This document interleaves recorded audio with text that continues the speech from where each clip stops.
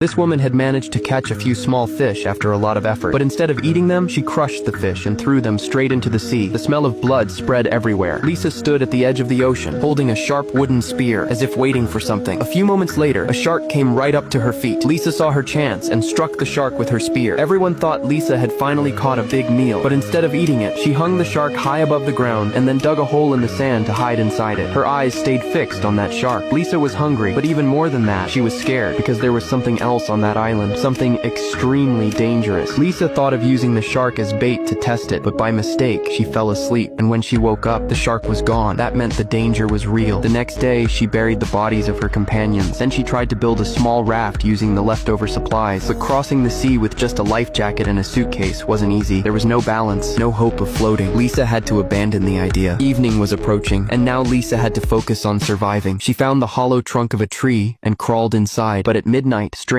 noises started echoing around her. Then suddenly, the trunk began shaking violently. Lisa stayed completely still. She knew if she moved even slightly, she might not make it. She spent the entire night frozen like that. But by morning, her hiding spot was destroyed. She needed a new place and a weapon. Then she saw something floating in the sea. It was the body of one of her companions, the same one she had buried earlier. But the lower half of the body was missing, torn apart by bite marks. Lisa realized this was the work of the same creature. She used the same trick again, hung the body high above the ground and hid in the sand. When night came, the creature returned and devoured the remaining part of the body. Now Lisa understood two things. First, the creature only came out at night. Second, it lived in the sea and couldn't climb trees. So Lisa made a plan. Every evening before sunset, she would build her tent high above the ground. Once the tent was ready, she finally felt a bit of relief. But there was one thing she hadn't thought of. The creature wasn't just fast in water, it also had an incredible sense of smell. And that night, it had gone mad, moving straight toward Lisa. For